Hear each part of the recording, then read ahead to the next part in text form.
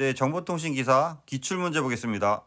좀 더 많은 자료를 원하시는 분은 그냥 카페에 오시면 체계적으로 자료가 정리되어 있습니다. 네, 안녕하세요. 이번 시에는 그 디스크를 보겠습니다.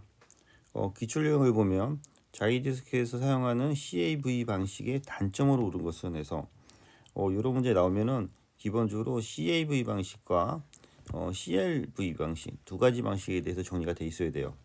CAV 방식은 하드디스크, 플로피 디스크, 레이저 디스크 등에 사용되는 읽기 및 쓰기 모드이다. CAVD 사용하면 디스크의 어느 부위를 액세스하고 있던지 관계없이 디스크의 일정한 속도를 회전을 하는 거고, 이것의 안쪽 트랙을 액세스할 때 더 빨리 회전한다. CLV, 콘스탄트 리니어 벨로시티와 다른 점이다. CD-ROM 드라이브는 CAV와 CLV의 배합으로 사용하긴 하고, 일반적으로 CD-ROM은 CLV를 사용하는데 디스크 방식은 CAV 사용한다. 그래서 순차적으로 이렇게 읽어나가는 방식 얘기하는 거죠. CAV 장점은 모터의 회전 속도를 변경할 필요가 없으므로 설계와 생산이 더 간단하다. CAV는 CLV에 비해 디스크 용량을 낭비하지만 데이터 검색을 빠르게 할 수 있고 고화질 사진의 비율을 저장하는 데 좋은 방식이다. 그러므로 CAV 방식은 CD-ROM, 레코드, 플로피 디스크, 하드디스크 등에 널리 사용되고 있다. 해서 CAV 방식과 CLV 방식 정리해 놨습니다. 여기서 단점으로 옳은 것은 해서 밑에 정리된 것처럼 저장 공간 일부 낭비될 수 있습니다. 장점은 접근 속도가 빠르고 디스크 무게는 감소하고 구동 장치가 상대적으로 단순하다라는 쪽으로 정리하시기 바랍니다. 그래서 요 밑에를 참조하시고요.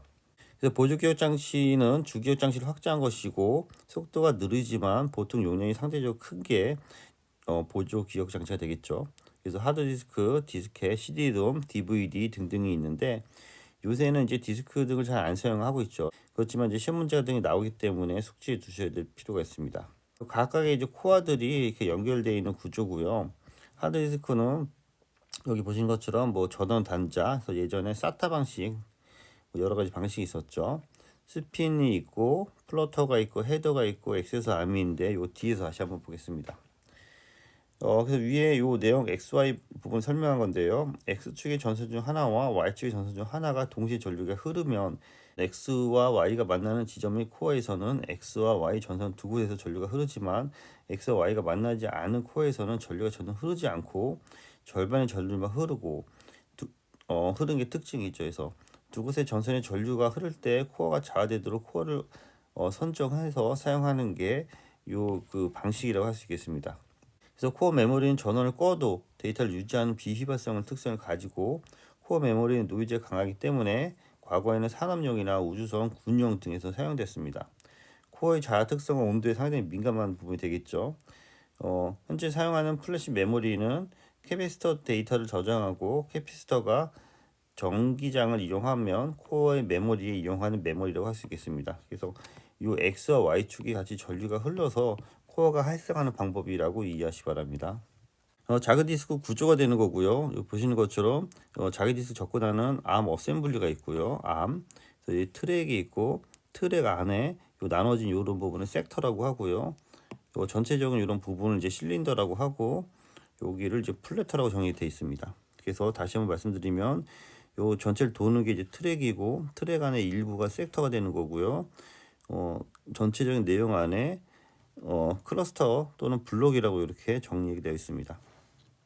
그래서 다시 설명을 하면 요 섹터는 요 일부분이 되는 건데요. 트랙을 구성하는 최소 단위고 가장 작은 그 저장 단위라고 이해하시면 되겠고요. 클러스터는 섹터를 좀 더 확대한 거죠. 섹터를 여러 개를 하나로 묶은 것이 클러스터고 트랙은 한 바퀴 도는 거니까 데이터가 저장되는 길이라고 할 수 있고 트랙은 섹터로 구성되어 있고 섹터 내 데이터가 저장되고 그 섹터가 쭉 나열된 것을 트랙이고 이러한 트랙이 여러 개 모여 있는 것을 실린더라고 합니다. 그래서 섹터와 트랙이 물리적으로 실존하는 존재지만 실리저는 논리적으로 묶어서 사용하는 그 단위라고 할 수 있겠습니다. 디스크 동작 원리, 최근에 디스크 사용 안 하고 있기 때문에 이제 생략하겠습니다. 레이드 구성 방식 간혹 시험에 나오는 거죠. 레이드는 리던던시 어레이 오브 인디펜던스 디스크에서 독립된 디스크의 복수 배열로 해서 이 디스크가 장애가 날 수 있기 때문에 이 디스크를 백업을 어떻게 두고 사용하냐의 방식이 되겠습니다. 레이드 0은 여기 보시는 것처럼 스프라이핑이라고도 하고요. 전혀 그 백업이 안 되어 있는 부분이죠. 그냥 1대1로 사용하는 부분이 되겠습니다. 그래서 최소 2개 하드디스크가 필요하고 데이터가 동시에 저장되고 그 대신 디스크 0과 디스크 2이 백업이 없기 때문에 되게 빠르게 사용하는 부분이 되겠습니다. 레이드 1은 여기 보시는 것처럼 각각 백업을 해서 사용하는 거죠. 그래서 미러링이라고 합니다. 미러링. 그래서 두 개의 디스크를 병렬로 연결해서 똑같이 복잡을 형성해서 쓰는 방법이고요. 우리가 일반적으로 집에서 쓰는 방법이라고 할 수 있겠죠. 레이드 2는 스트라이핑이라고 해서 오류 정정을 위한 해밍 코드나 ECC 정정 부호를 사용하는 건데요.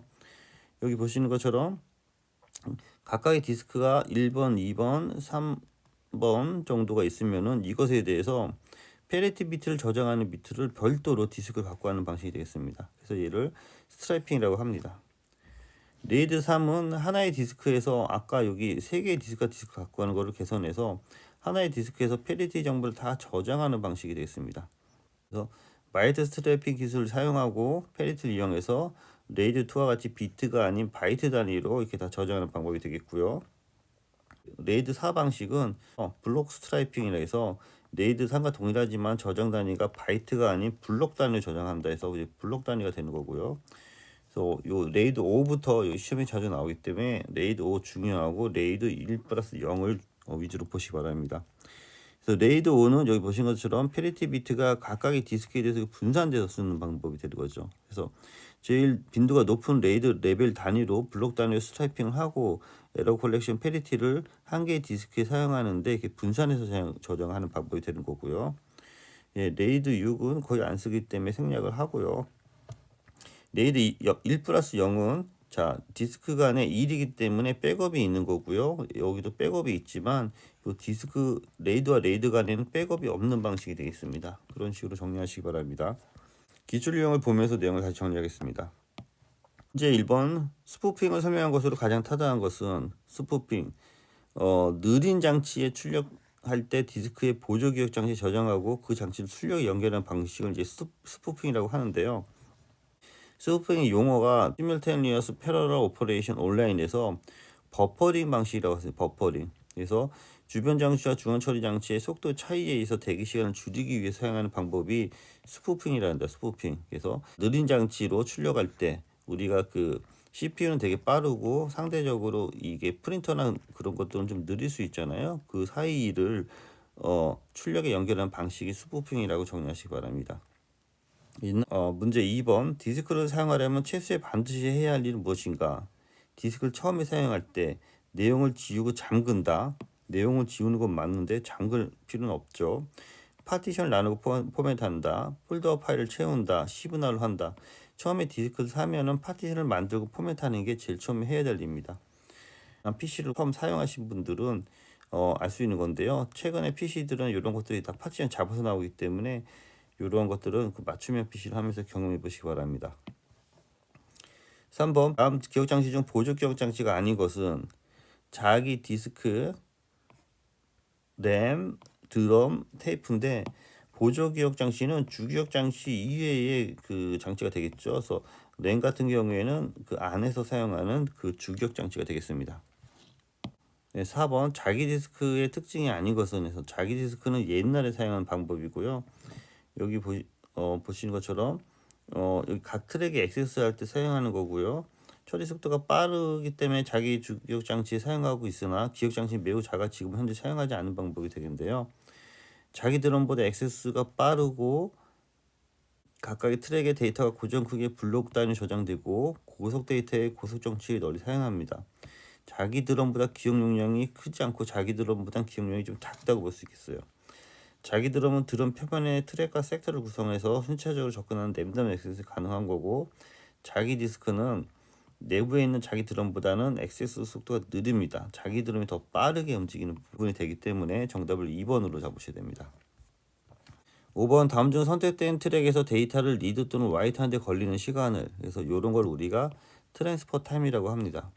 그래서 시크 타임, 서치 타임, 런치 타임 등등이 나눠져 있는데요. 여기 보면 탐색 시간, 시크 타임, 디스크가 실린더에 헤드를 놓는 시간,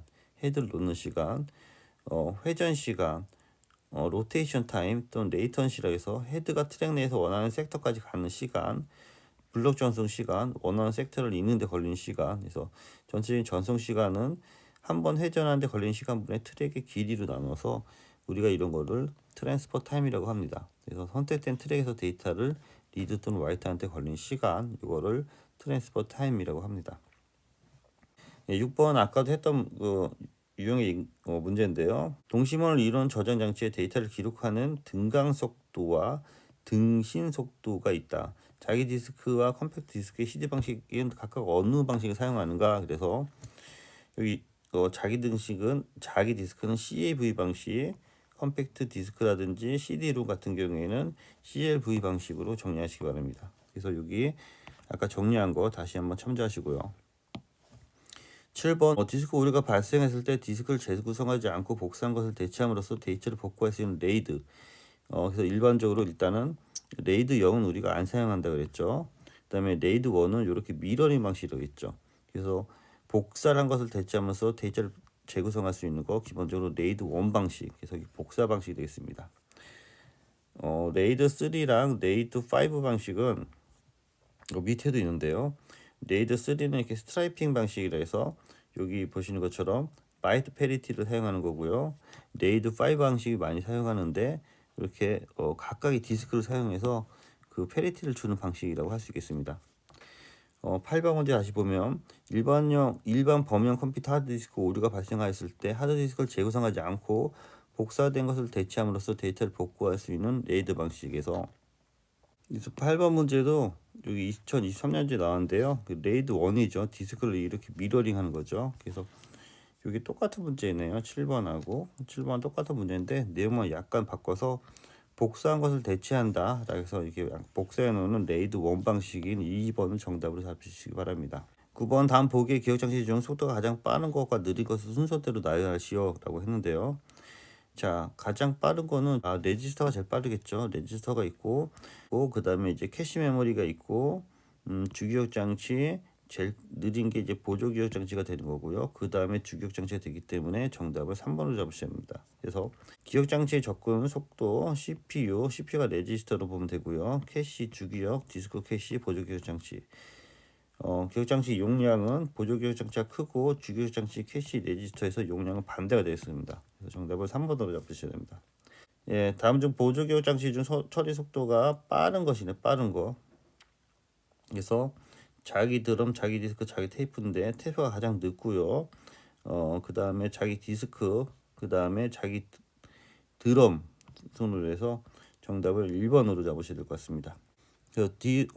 처리 속도는 자기 드럼, 자기 디스크, 자기 테이프가 되겠습니다. 내용 참조하시고요. 11번 접근 시간과 사이클 시간에 관한 설명으로 틀린 것은 사이클 시간이 접근 시간보다 시간이 더 걸린다. 접근 시간은 메모리부터 정보를 거쳐오는데 걸린 시간이다. 접근 시간은 주기억 장치에만 관계되며 보조 기억 장치는 상관이 없다. 접근 시간은 메모리로부터 정보를 가지고 와서 다시 재기억하는 데 걸린 시간이다. 아래 설명이 되는데요. 접근 시간에서 실제 읽거나 쓰기 위한 동작을 완료할 때까지 걸리는 시간으로서 주기억 장치나 보조 기억 장치에 둘 다 사용하는 시간이 되겠습니다. 사이클 시간은 기억 장치 접근을 위해 판독 신호를 보내고 다음 판독 신호를 신호를 낼 수 있을 때까지 시간을 의미합니다. 이건 한번 읽어보시면 될 것 같아요. 12번 다음 중 하드디스크의 섹터의 위치를 지정하기 위한 주소 지정 방식 중 하드디스크의 구조적인 정보인 실린더 번호, 헤더 번호, 섹터 번호를 사용하여 주소를 지정하는 방식으로 옳은 것은 해서 이런 방식을 우리가 CHV 주소 지정 방식이라고 합니다. 그래서 CHV 주소 지정 방식, 실린더 헤더 섹터 주소 지정 방식이 되는 거고요. 물리적으로 주소를 할당하는 방식이고 각각의 실린더 헤더 섹터의 번호를 할당하고 그 주소를 이용하여 데이터를 찾아 쓰는 방법이 되겠습니다. 그래서 그 내용이 아래 설명이 되어 있으니까 참조해서 정답을 1번으로 정리하시기 바랍니다. 13번 다음 중 하나의 프린터를 여러 개의 프로그램이 동시에 사용할 수 없으므로 논리 장치에 저장했다가 프로그램이 완료 시 개별 출력할 수 있는 방식. 그래서 이런 방식을 우리가 스푸핑이라고 합니다. 그래서 13번 문제는 여기 그 1번 문제랑 똑같은 문제죠. 그래서 요 1번 문제 스푸핑의 개념을 21년도에 나왔는데 23년도에도 이렇게 나왔으니까 개념은 우리가 이해하고 계셔야 될 것 같아요. 그래서 스포핑에서 동시에 주변 장치에 대한 온라인을 처리한다는 거에 대한 약어가 되겠고요. 중앙 처리 장치와 입출 장치가 독립적으로 동작하도록 해서 주변 장치 처리 속도가 느려서 대기 시간을 줄이기 위한 방법이 되겠습니다. 14번 효율적인 입출력을 위하여 고속의 CPU와 저속의 입출 장치가 동시에 독립적으로 동작하게 하여 높은 효율을 함으로써 여러 작업을 병행할 수 있도록 해줌으로써 다중 프로그램 시스템의 성능을 향상시킬 수 있는 방법. 그래서 이걸 우리가 다시 스플링이라고 합니다. 그래서 13번과 14번 동일한 문제죠. 15번 다음 중 하드디스크의 데이터 접근 시간에 포함되지 않은 시간은 탐색 시간, 회전 시간, 읽기 시간, 전송 시간 등등인데요.